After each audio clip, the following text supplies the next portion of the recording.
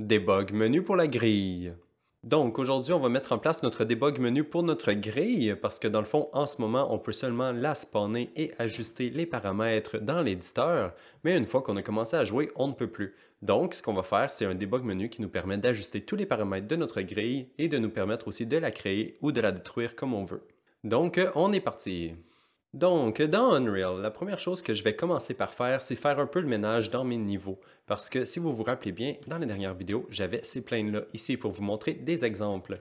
Mais dans notre cas, pour que tout fonctionne bien, je vais tous les enlever et seulement garder une seule grille dans mon monde. Donc, je vais tout supprimer, comme ça ici, et faire sûr que je n'ai seulement qu'une grille dans mon niveau. Donc, j'ai absolument aucune autre grille ailleurs. Et ça, ma grille en ce moment, elle est dans le persistant. Donc si je cache mes autres niveaux, ma grille devrait être encore ici, avec mon debug menu seulement. Donc maintenant que je suis sûr à 100% que je n'ai qu'une seule grille dans mon niveau et qu'il est dans le persistant, je suis sûr que tout devrait fonctionner. Et il y a une autre chose que je veux faire avant de commencer à faire notre menu pour notre grille, et c'est de cacher notre plane ici. Qui nous était utile à créer notre niveau, mais maintenant que nos niveaux sont créés, on va les mettre cachés in-game. Donc en ce moment, si je fais play, je devrais voir que, j'ai aucun level de loader, mais je vais loader le level d'Hexagon juste pour, par exemple. Maintenant, si je fais play, je peux voir que mon plane est déjà là. Mais ce que je veux, c'est qu'il soit caché quand je suis in-game. Donc je vais sélectionner le plane et je vais aller dans les options à droite. Ici, si je scroll en bas, en bas, en bas, en bas, il y a la catégorie rendering. Et là-dedans, il y a acteur hidden in-game. Donc je vais cocher ça. Maintenant, si je refais play, tout le reste de mon niveau est visible, sauf le plane qui nous servait de guide. Parfait. Je vais faire la même chose pour mes autres niveaux. Donc, je vais cacher Hexagon, montrer le Square, sélectionner mon plane, aller en bas dans Rendering et cocher la case Hidden in-game, cacher mon Square, montrer mon triangle, descendre en bas, Rendering, Actor Hidden in-game, cocher. Parfait. Et finalement, je vais seulement m'assurer d'avoir mon level de Square de loader et non mon hexagone. Donc, je vais juste rechanger mon hexagone en Blueprint Loaded et mon Square, je vais le mettre en Always Loaded, comme ça. Et maintenant, si je fais play, j'ai ma grille carrée sur mon level carré. Parfait, c'est tout ce que je voulais faire avant de rentrer dans le code. Mais avant de se lancer dans l'interface, il y a deux petits changements que je veux faire dans d'autres blueprints. Donc, je vais commencer par aller dans Core, Player, Pawn. Et dans le Pawn, ici, je vais augmenter la grandeur de mon zoom par défaut. Donc, en ce moment, il est 700, je vais le mettre à 3500. Et c'est juste parce que ça va mieux s'adapter à mon level. Donc, si je fais play ici, on peut voir que je suis zoom out beaucoup plus que ce que j'étais avant. Parce qu'avant, quand j'étais à 700, je commençais comme ça et on voyait pas grand-chose. Donc, comme ça, ici, à 3500, ça fait plus de sens. Parfait, je peux fermer le pawn. Et maintenant, je vais aller dans ma grille. Donc, BP Grid ici. Et ce que je veux fixer ici, c'est le flickering. Parce qu'en ce moment, ma grille est exactement au même pixel que le reste de mon plancher. Donc, ça flicker. Donc, je veux juste augmenter la hauteur de ma grille juste un tout petit peu. Genre 1 unit. Juste pour être sûr que ça ne flicker pas comme ça parce que c'est désagréable. Donc, je vais retourner dans ma grille ici. Et au moment où on set le tile transform ici, location, je vais juste m'ajouter une petite addition. Donc, je vais faire un plus vecteur, que je vais seulement mettre une valeur dans le Z et je vais mettre 2. Donc, 2 units dans les airs par rapport au plancher. Donc, je vais juste me faire de la place pour mettre la node ici. Et maintenant, si je retourne dans l'éditeur, et voilà, on voit que ma grille est affichée par-dessus le plancher. Super! Mais par contre, on ne veut pas vraiment que notre grille soit visible comme ça au tout début, on veut pouvoir la spawner avec notre interface. Donc je vais retourner dans ma grille et je vais aller dans mon construction script et je vais détacher le spawn grid ici. Donc vous pouvez tenir Alt enfoncé et cliquer sur le lien pour détacher le call de la fonction. Comme ça, dans l'éditeur, ça ne spawnera pas aucune grille. Et même chose, quand on va être in play, ça va attendre qu'on appelle cette fonction plus tard. Donc maintenant, si on fait play, on devrait... en ce moment, on a les cases qu'on avait par défaut dans notre éditeur. Donc, je vais juste les supprimer eux autres aussi. Donc, je vais aller dans mon Instance Static Mesh et je vais aller dans mes instances à droite et cliquer sur la poubelle pour tous les supprimer. Donc, maintenant, je compile, save, et voilà. Je n'ai plus de grille dans mon monde. Et même chose, si je fais play, je n'ai plus de grille. Donc, on va utiliser notre table de grille pour la spawner plus tard. Parfait. Ok, c'est maintenant le temps de passer à l'interface. Et la première question qu'il faut se poser, c'est quelles sont les variables qu'on veut exposer à notre interface. Et dans notre cas, ici, si je regarde à droite dans ma grille, ici, j'ai le grid center location que je voudrais modifier, le grid tile size, ça pourrait être intéressant, le grid tile count aussi, et le grid shape, bien sûr. Donc, il nous faut le même genre de spinbox qu'on a fait pour la caméra, mais cette fois, on va avoir besoin d'une spinbox qui supporte un vecteur 2 et une spinbox qui supporte un vecteur 3. Donc, nous allons aussi créer nos components pour ces deux types de spinbox. Ok, donc on va aller voir où est-ce qu'on avait fait notre première Spinbox. Et c'est dans le Debug menu et dans Widgets ici. J'ai mon widget Spinbox underscore with name. Je vais l'ouvrir parce qu'il y a un petit quelque chose que je veux changer avant. Donc je vais aller dans le graphe ici et ce que je veux changer c'est dans le event graph. Et c'est ici, au moment où la valeur change. On call notre callback, mais on ne set jamais la valeur telle qu'elle. Donc la valeur qui est ici, on ne la set jamais, basée sur la valeur de notre spinbox. Donc il y a seulement la valeur de la spinbox qui se fait mettre à jour quand le joueur change la valeur de cette spinbox. Mais il faudrait aussi que la valeur de notre value ici change et ait la même valeur que la valeur sur la spinbox. Donc je vais la prendre et la mettre ici. Juste avant le callback, je vais la set comme ça et je vais la connecter au callback, comme ça ici. Et voilà, c'était tout ce que je voulais faire pour cette spinbox. Donc je vais compile, save et je peux maintenant la fermer. Et c'est maintenant temps de créer notre deuxième spinbox, celle pour les vecteurs 2D. Donc ce que je vais faire, c'est copier-coller la spinbox qu'on avait déjà fait avant. Donc je vais la dupliquer ici, copy here, et je vais changer le nom pour spinbox with name underscore vector 2. Et on va l'ouvrir. Ici, le widget ne compile plus, mais on va fixer tout ça un peu plus tard et on va commencer par focuser sur le côté designer. Et ce que je vais faire, c'est simplement ici prendre ma spinbox et la dupliquer pour en avoir deux. Donc ce que je vais faire, c'est sélectionner le border et faire CTRL-W pour dupliquer la spinbox. Et voilà, maintenant j'en ai deux. Donc j'ai mon nom, ma spinbox 1, ma spinbox 2. Spinbox que je dois renommer, donc je vais prendre spinbox value, que je vais renommer spinbox value underscore x. Et la deuxième, je vais la nommer spinbox underscore value underscore y. Parce qu'elles vont correspondre au x et au y d'un vecteur 2D. Maintenant, on peut compile save. Et on va aller fixer toutes les erreurs dans le côté graphe. Donc, allons dans le graphe, ici. Et ici, il y a plusieurs choses à changer pour passer d'un float à un vecteur 2D. Et la première chose qu'il y a à faire, c'est de changer notre type de variable qu'on a pour notre value. Parce qu'en ce moment, c'est un float. Donc, on va simplement le changer de float et on va mettre un vecteur 2D à la place. Unreal nous demande si on est bien certain de vouloir faire ça parce que ça va briser plusieurs choses. On a juste à faire change variable type et assumer que ça va tout briser. Ici, le find in blueprint window apparaît. On va juste le fermer aussi, on s'en fout un peu. On va faire compile, save. Ok, la liste d'erreurs a grandi, mais on n'a pas encore fini. Donc, on va sélectionner notre event dispatcher à gauche, le onValueChanged. Et on va aussi changer le variable type ici. Donc, on va sélectionner le float et on va le changer pour un vecteur 2D à la place. Compile encore. Et la dernière place qu'il faut changer le variable type, c'est dans le setValue, parce que celle-là aussi prend un float en input. Donc, je vais sélectionner setValue, cliquer sur le variable type et le changer pour un vecteur 2D. Parfait, on peut maintenant compile save. Et là, c'est enfin le temps de fixer les erreurs. Et la première erreur que je vais commencer par fixer, c'est le onValueChange ici. Donc, je vais focuser ici. Et en fait, le premier problème que je vois, c'est que dans le fond, il nous faut deux onValueChange event, un pour chacune de nos spinbox. Donc ici à gauche, j'ai mon spinbox value x qui a déjà son event de créer. Ici, on peut voir que le plus est déjà créé. On peut seulement sélectionner la deuxième et créer notre event pour celle-là aussi. Et dans notre cas, on va simplement l'apporter ici plus proche et le connecter à notre gate. Comme ça, peu importe si c'est la value x ou la value y qui se fait éditer, ça va quand même setter notre variable et appeler notre callback. Parfait. Ensuite, on peut simplement déconnecter le inValue ici qui se rendait jusqu'à notre set. Et on peut reconnecter notre callback comme ça, juste pour que Unreal arrête de chialer. Ensuite, pour setter la valeur de notre value, on va utiliser directement les valeurs qui viennent de nos spinbox. Donc, ce que je vais faire, c'est clic droit sur la structure split. Et ensuite, je vais prendre ma spinbox à gauche et faire un get value sur la spinbox, comme ça. Et je vais la connecter à mon set. Et ensuite, je vais faire la même chose pour la spinbox Y. Donc, je vais copier ça ici et prendre ma spinbox Y et remplacer ma spinbox X par ma spinbox Y, comme ça. Et c'est tout ce qu'on avait à faire pour le moment où le joueur change la valeur de notre spinbox. Passons à la prochaine erreur. Donc, je vais cliquer dessus ici. Ça nous amène là. Donc, ça nous amène à l'endroit où la fonction setValue se fait appeler. Je vais simplement la reconnecter comme ça et ça devrait être correct. OK, ça a réparé l'erreur. On clique sur la prochaine.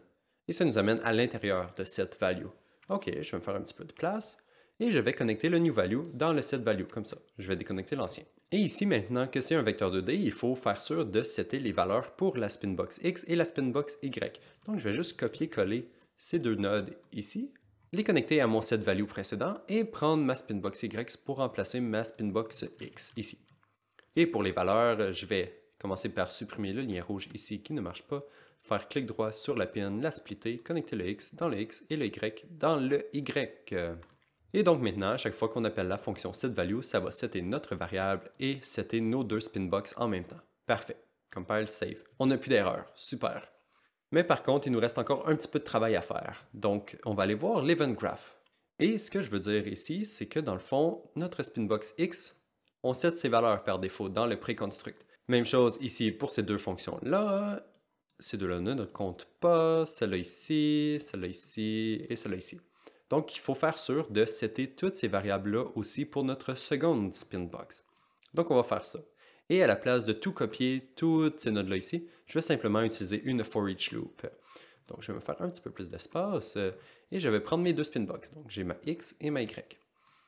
Je vais les combiner dans un array, donc make array, ajouter une pin, la connecter. Et à partir de mon array, je vais appeler une for each loop, comme ça. Maintenant, ce que je peux faire, c'est connecter ma for each loop après le setText, connecter le loop body ici. Et maintenant, ce qu'il faut faire, c'est remplacer toutes nos spinbox X par notre array element de notre fonction. Donc, ce qu'on peut faire, c'est tenir CTRL enfoncé, prendre les liens et les dropper sur le array element. Tenir CTRL enfoncé, prendre les liens, dropper sur le array element. Et maintenant, on peut supprimer les deux spinbox. Et il faut faire la même chose pour les nodes qui sont à l'autre bout. Donc, je vais simplement faire la même chose. Je vais prendre ces trois nodes-là ici, je vais les rapprocher. Oups, comme ça. Donc, je les ai pris là-bas, là-bas, là-bas, et je les ai emmenés ici. Et maintenant, je vais prendre le X, le mettre dedans, celle-là aussi, et celle-là aussi. Donc maintenant, tout est connecté à ma for each loop. Je peux supprimer mes trois variables ici qui ne me servent plus à rien. Et maintenant, il ne reste plus qu'à aligner tout ça pour que ce soit un peu plus beau. Donc, je vais juste tout tasser, et monter ma spinbox ici. Et on va voir que ça va être déjà beaucoup mieux, là, parce que c'est juste une ligne droite, comme ça, qui se rend jusqu'à la fin. Et la dernière chose qu'il nous reste à faire, c'est de déplacer ces deux nodes-là ici, dans le fond, le setValue et le setMinMaxFragDigit, parce qu'ils n'ont pas besoin d'être appelés à toutes les itérations de la for loop seulement une fois au début. Donc, je vais les couper avec CTRL-X, les coller ici, juste pour les tasser. Faire sûr de reconnecter ma for loop comme il faut. Donc, je prends mon setMaxValue ici et je le mets à la prochaine variable. Et je vais approcher tout ça juste pour que ce soit plus près et plus propre. OK. Et en fait, je vais tout retorser par la droite parce que je veux pouvoir mettre le petit bloc de nodes ici avant. Donc, prendre mes nodes ici, les mettre ici. Connecter comme ça. Et comme ça. Et je vais juste aligner tout ça, me faire un peu plus d'espace. Et voilà. Donc maintenant, dans le préconstruct, on set le texte, on set la value, on set les fractional digits et ensuite, on passe dans notre for loop qui exécute tous les sets de valeurs par défaut pour mes deux spinbox, donc la X et la Y. Et c'est tout, on a fini pour cette deuxième spinbox. Il est maintenant temps de passer à la troisième. Donc je vais compile, save et fermer cette spinbox. Pour la troisième spinbox, ça va être beaucoup plus simple parce qu'on a déjà fait tous les components qu'on a besoin de faire. Donc dans le fond, le plus compliqué, c'était la for each loop, évidemment, donc c'est déjà fait. Donc ce que je vais faire, c'est dupliquer la spinbox qu'on a déjà pour le vecteur 2 et je vais la laisser renommer spinbox underscore with name underscore vector 3, comme ça. Puis je vais l'ouvrir. Même chose que pour la précédente, je vais sélectionner ma border et je vais faire CTRL W pour la dupliquer. Et je vais changer le nom pour spinbox underscore value underscore Z. Je peux compile save. Maintenant, tant qu'à être sur la spinbox, je vais scroller en bas complètement à droite et je vais me créer mon event pour onValueChanged. Et je vais le connecter à la même place que les autres. Donc, je vais le mettre dans la gate comme ça. Ensuite, on va changer notre variable type. Donc, je change mon variable type à gauche ici. Et à la place d'un vecteur 2D, je mets un vecteur. Je change variable type oui. Je ferme la fenêtre. Et je vais faire la même chose pour notre event dispatcher. Donc, on change pour un vecteur. Et pour notre fonction setValue, on change pour un vecteur. On peut compile. Donc, ici, on va réparer l'erreur en connectant le lien comme ça. Et il faut setter la valeur du Z. Donc, je vais faire la même chose. Je vais faire un getValue pour le Z, et cette fois, je vais prendre la valeur de ma spinbox Z, comme ça. Ensuite, si on compile, ça va updater la liste des erreurs, donc on peut cliquer sur la suivante, et la prochaine erreur, c'est le setValue qui est ici. On va juste le connecter comme ça. On compile, et on va aller voir la prochaine valeur, et c'est ici, on peut juste connecter le lien comme il faut, supprimer l'ancien lien parce qu'il reste là, et on va faire un autre setValue pour setter le Z cette fois. Donc, je vais simplement la connecter ici, connecter la valeur au Z et remplacer ma spinbox pour la spinbox Z, comme ça. Et la dernière chose qui reste à faire, c'est d'ajouter notre spinbox dans notre for loop. Donc, je vais retourner dans l'event graph. Et au début ici, au moment où on fait notre for each loop, je vais me rajouter une troisième pin que je vais connecter ma spinbox Z à l'intérieur, comme ça. Et c'est tout. C'est tout ce qu'on avait à faire pour cette spinbox. On peut maintenant compile, save et la fermer. Bon, c'est enfin le temps de faire notre tab pour notre grille. Donc, je vais aller dans mes tabs. Et je vais faire ça de façon paresseuse en copiant la tab console commands que nous avons déjà. Donc, je vais faire CTRL-W pour la dupliquer et je vais la renommer tab_grid. Et je vais l'ouvrir. Et ici, dans ma table, la première chose que je vais faire, c'est changer le nom. Donc, je vais remplacer console commands par grid generation. Et je vais aussi renommer mon expandable area. Grid generation. Ensuite, il y a encore la console command ici et tous les boutons. Donc, je vais tout simplement tout sélectionner ici et tout supprimer. Maintenant, si on compile, on va avoir quelques erreurs dans le graphe. On va aller juste les supprimer rapidement. Donc, dans le graphe, ici, j'ai le bloc de code que j'avais dans ma table de console command, mais on ne veut pas l'utiliser pour cette table. Donc, je vais tout simplement tout supprimer. Maintenant, on peut compile, save et tout devrait compiler parfaitement. On peut retourner dans le designer. Et ici, on va ajouter les spinbox qu'on a besoin. Donc, je vais aller en bas complètement dans User Created et j'ai mes spinbox. Donc, je vais commencer par un spinbox with name vector3 que je vais mettre dans ma vertical box comme ça. Pour le nom, ça va être location. Le min-max value va être moins 100 000 et 100 000. Le min-max slider, on va dire moins 1000 et 1000. Pour la value par défaut, ça va être 000 parce qu'on va commencer notre grille au milieu de notre monde. Le fractional digit, je vais le mettre à 0 et 1. Comme ça, si vous voulez mettre une fractional digit, vous allez pouvoir. Ensuite, le snap to delta, je vais le décocher. Et le delta, je vais mettre 10, on va dire. Et je vais aussi en profiter pour renommer ma spinbox. Donc, spinbox with name underscore location. Parfait, on peut passer à la suivante, qui va être un vecteur 2. Donc, je vais prendre un vecteur 2 et le mettre dedans. Pour le nom, je vais mettre tile count. Pour le min value, je vais mettre 0. Le maximum, on peut le laisser à l'infini, c'est pas grave. Le slider, on va dire de 2 à 50. La value, par défaut, on va mettre un 20 par 20. Pour le fractional digit, on laisse à 0,0 parce qu'il n'y a pas de demi-case. On veut toujours snapper au delta pour celle-là et le delta va être 1. Je vais renommer ma spinbox à gauche pour tile count. Et finalement, il me faut une troisième spinbox pour le tile size. Donc, je vais prendre un vecteur 3, le mettre dans ma vertical box, prendre ma spinbox ici, la renommer pour tile size. Le maximum value, c'est pas vraiment important. Pour le slider, je vais mettre 50 et 400. Donc, le minimum, ça va être 50, le maximum, ça va être 400 quand on slide. Ensuite, pour la value par défaut, je vais mettre 200 par 50 dans mon cas. Et le fractional digit va être à 0 et le delta va être 10. Ensuite, je vais les aligner en rajoutant quelques espaces dans le nom de mes spinbox ici. Juste pour que toutes les spinbox soient alignées ensemble, juste comme ça. Et la dernière chose qui nous manque pour que notre grid generation nous donne tous les paramètres qu'on avait besoin avant, c'est le type de tile qu'on veut, donc hexagone, carré ou triangle. Et pour pouvoir setter ces variables-là, ce qu'on va faire, c'est qu'on va utiliser un drop-down menu, comme qu'on peut le faire partout dans l'éditeur avec notre enum. Donc on va chercher ici pour une combo box, comme ça, que je vais mettre au tout début de ma vertical box, et ici. Je vais la renommer pour combo box string underscore grid shape. Et maintenant, ce qu'il faut faire, c'est aller rajouter les default options de notre combo box. Et il faudrait que ce soit exactement les mêmes choses qu'on a mis dans notre enum, dans le même ordre, pour que ça aille bien. Donc, je vais aller juste ouvrir l'enum pour être sûr qu'on ne fait pas d'erreur. Donc, dans Grid Shape, je vais ouvrir a Grid Shape. Ici, c'est None, Square, Hexagone, Triangle. Donc, on va faire pareil. Je vais copier le None. Je vais retourner dans ma table Grid. Ici, dans les default options à droite, je peux m'enregistrer une qui va être None. Ensuite, je vais retourner copier le second qui est Square. Coller ici. Le troisième, hexagone, copy, paste. Et le quatrième, triangle, copy, paste. Et ensuite, il nous demande quelle est l'option qui devrait être sélectionnée par défaut. Et dans mon cas, je veux que ce soit le square. Donc, je vais copier le square et le coller ici. Maintenant, si je compile, il devrait être écrit square dans la combo box. Maintenant, je vais changer le visuel de ma combo box un tout petit peu. Donc, je vais aller à droite, je vais aller dans le style. Je vais expand le combo button style. Puis je vais expand le button style. Puis ici, pour le normal, je vais le changer en noir ou un gris un petit peu avant le noir comme ça. Pour le hovered, je vais mettre un noir un peu moins noir, donc un gris un peu plus clair. Et pour le pressed, encore un peu plus clair, donc quelque chose comme ça. Donc ça, c'était la teinte de ma combo box. Maintenant, je vais juste collapser tout ça ici. Et je vais aller modifier la font. Donc pour la font, au lieu d'être 16 et bold, je vais mettre régulière et 10. Et la dernière chose qui reste à faire, c'est la couleur de notre texte, donc le foreground color qui est ici, je vais le mettre en blanc. Et maintenant, si je compile, je devrais voir le résultat qui ressemble à peu près à ça. Je vais en profiter pour m'ajouter un petit peu de padding, on va dire 2. Bon, quelque chose comme ça.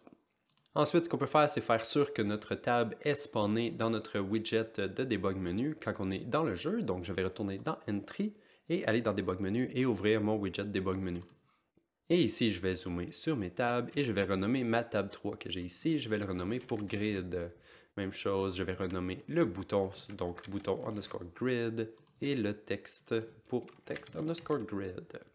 Ensuite, dans mes child de mon widget switcher, je vais supprimer mon quatrième child qui est la border avec mon template texte que j'avais dedans. Je vais supprimer ça. Et je vais ajouter ma nouvelle tab à la place. Donc tab underscore grid dans les user created, je vais le mettre dans mon widget switcher ici.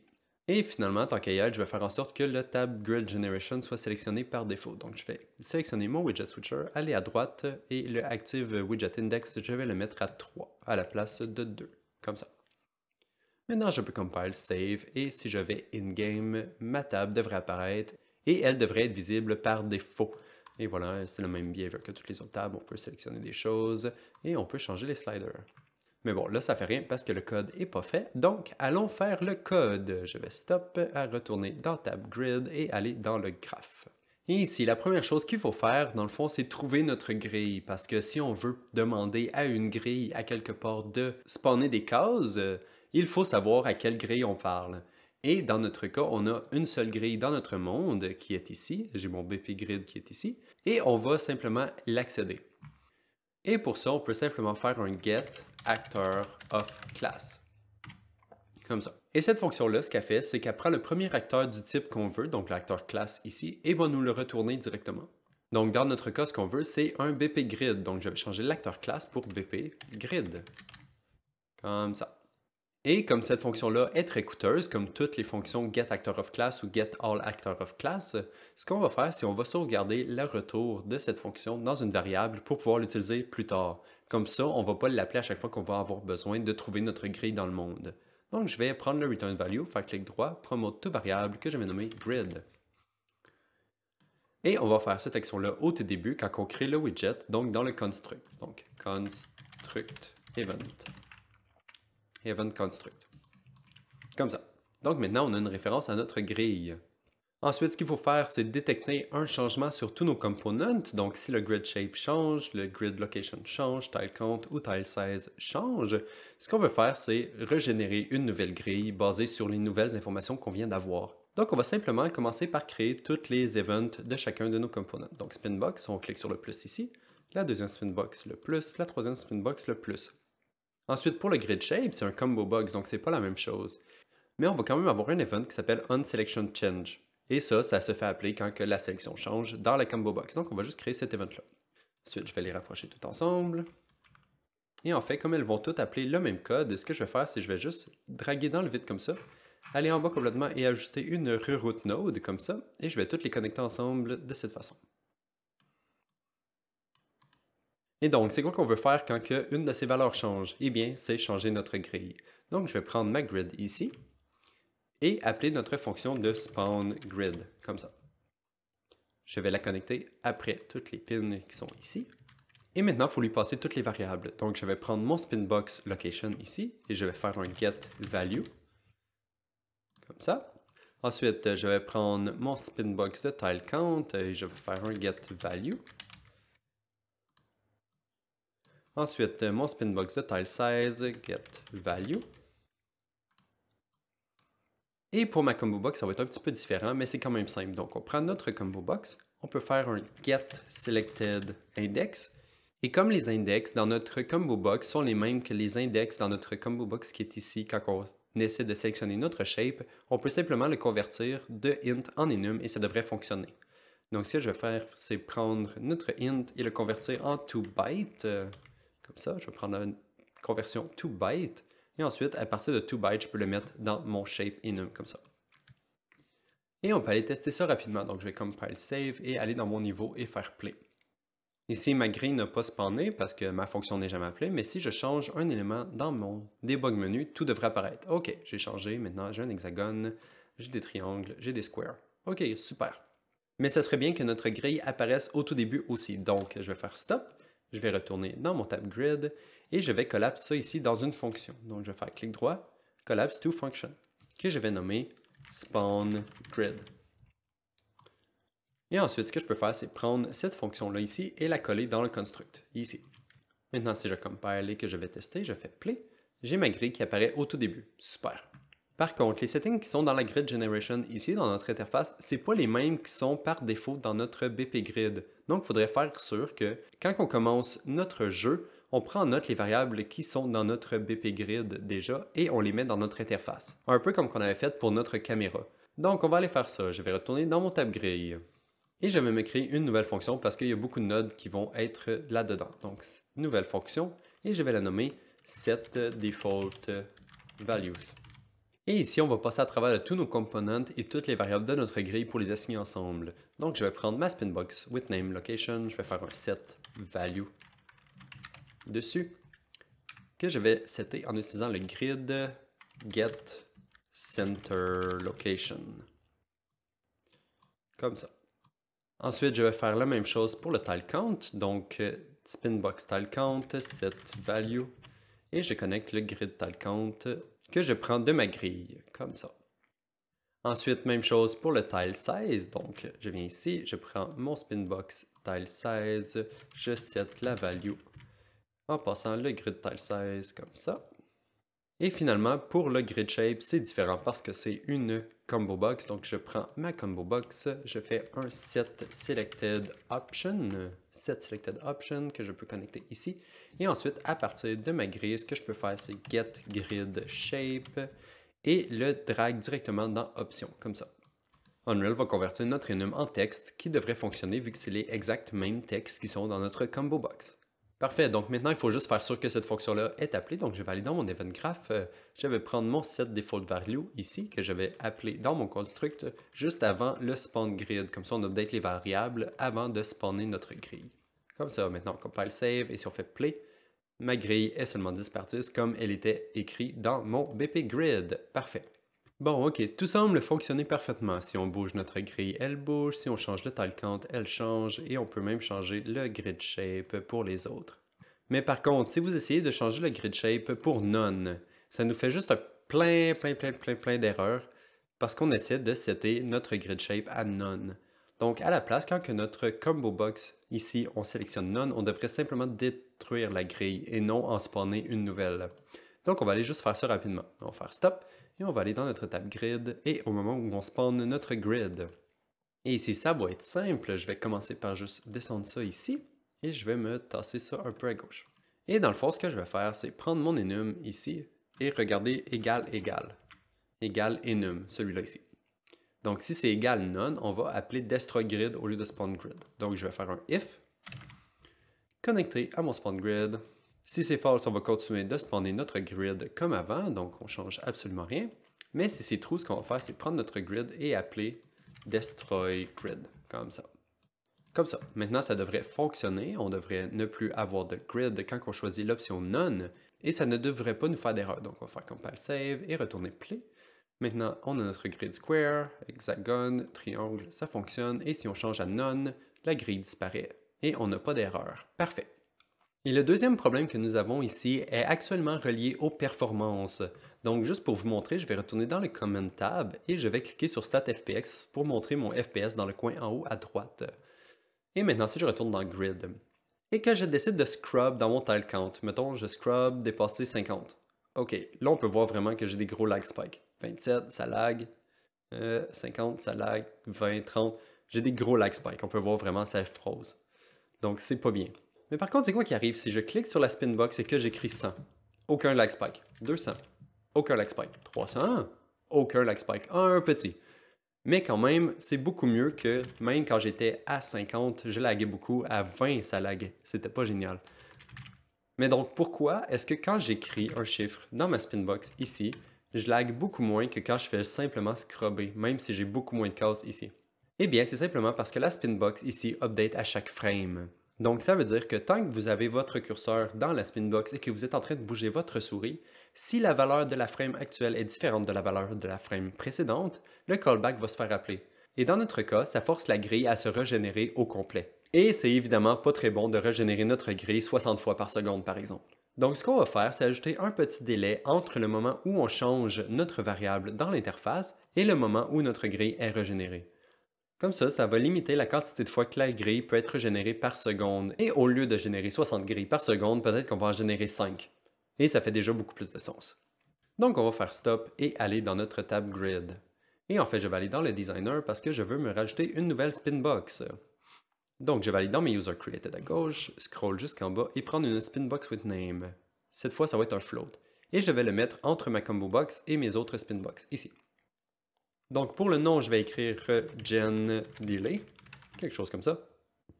Pour le minimum et maximum, je vais mettre 0 comme minimum et le maximum, on va dire 5. C'est pas vraiment important parce qu'on ne se rendra jamais jusqu'à 5 secondes de délai entre chaque update. C'est vraiment trop long.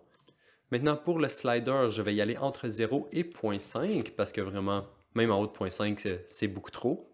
Ensuite, pour la value, par défaut, je vais mettre 0.05, donc vraiment une petite value, et elle n'apparaît pas dans la spinbox parce que les frag digits ne sont pas setés. Donc, je vais mettre 2 et 2. Comme ça. Maintenant, on voit notre 0.05. On ne veut pas toujours snap au delta, et le delta, on va mettre 0.01. Comme ça. Maintenant, je peux compare. Et contrairement aux autres spinbox, on ne va pas appeler aucun event lorsque la valeur de cette variable ici se fait changer. Parce que dans le fond, on ne veut pas rien triggerer comme code quand le délai se fait updater. On veut simplement que le délai, la prochaine fois qu'il soit utilisé, il va être mis à jour. Et ça va se faire automatiquement. Donc, on va simplement retourner dans le graphe et je vais aller dans le event graph et ici. Et ici, toutes ces nodes-là ici se font appeler 60 fois par seconde si on est en train d'éditer nos spinbox. Donc, on va limiter le nombre de fois que le code ici se fait exécuter. Et à la place de l'exécuter 60 fois à chaque seconde, ce qu'on va faire, c'est un do once. Donc, on va l'exécuter seulement une fois. Tout le code va rentrer ici 60 fois par seconde, mais il va seulement se faire exécuter une fois, ici. Et ensuite, ce que je vais faire, c'est prendre de mon spawn grid et je vais le redrag par en arrière dans le reset, comme ça. Et je vais double-cliquer sur le lien ici et là, juste pour avoir un lien un peu plus clair. Donc, je vais le déplacer comme ça ici, comme ça. Je ne sais pas si ça fait du sens. C'est juste pour que ça soit plus clair, comme ça. Et maintenant, ce qu'on va faire, c'est ajouter notre délai entre notre do once et notre spawn grid pour être sûr que ça ne s'applique pas automatiquement et qu'ensuite ça fait juste reset et finalement ça ne change rien en ce moment. Donc, ce qu'on va faire, c'est ajouter un petit délai entre les deux. Donc, je vais draguer à partir de mon do once et chercher pour delay. Et pour la valeur du délai, bien sûr, on veut utiliser la valeur qu'on a dans notre spinbox. Donc, je vais prendre ma spinbox with name que j'ai oublié de renommer. Donc, spinbox with name underscore regen delay. Et maintenant, si je vais dans mon graphe, je prends ma spinbox et je fais get value et je la connecte. Donc maintenant, ici, ce que ça fait, on est en train d'éditer une de nos variables. Le code ici se fait appeler 60 fois, mettons, dans une seconde. Ici, le completed se fait appeler une fois. Il attend pour un petit délai, donc 0.05 secondes en ce moment, ou on peut mettre 0.5 secondes. Et ensuite, après avoir attendu, il update notre grille. Et une fois que la grille est updatée, donc la grille a été régénérée, on reset le do once. Donc, la prochaine fois qu'un de ces events va se faire appeler, il va rentrer dans le do once. Le completed va se faire appeler une seule fois, attendre le délai, updater la grille, et ça va recommencer. Mais bon, vous allez probablement trouver ça plus clair quand on va le tester. Donc, allons faire ça tout de suite. Compile, save, et allons dans le level faire play. Ici, j'ai mon regen delay qui est 0.05, et si je scrub, on peut voir que j'ai absolument aucun lag, et je peux scrubber super rapidement. Même chose, si je scrub dans l'autre direction, j'ai un peu de lag à la fin juste parce que je spawn une énorme quantité de cases. Mais sinon, j'ai aucun gros lag spike, c'est encore très smooth comme expérience malgré tout. Et je me rends vraiment pas compte qu'il y a un délai entre le moment que je modifie ma spinbox et le moment où ma grille s'update. En fait, il y a moins de délai qu'avant parce qu'avant, j'avais des lag spikes. Mais ensuite, si vous voulez pousser ça un peu plus loin ou si votre grille est vraiment énorme et qu'elle prend beaucoup de temps à générer, peut-être que vous voulez avoir un plus gros délai, donc mettons 0,5. Mais ici, par contre, vous allez vraiment voir une différence parce que la grille va s'updater seulement à toutes les 0,5 secondes. Donc vraiment, ça fait un petit snap comme ça, tout, tout, tout, tout, à chaque 0,5 secondes. Donc c'est pour ça que je me dis une valeur entre 0,05 et peut-être 0,2, ça serait le maximum pour que ça soit une expérience quand même smooth. Après ça, c'est juste exagérément trop grand à mon avis. Mais voilà, c'était tout pour aujourd'hui. Dans les prochaines vidéos, on va rajouter encore plus de features dans notre debug menu de notre grille. Donc, on se revoit rendu là. Bye bye!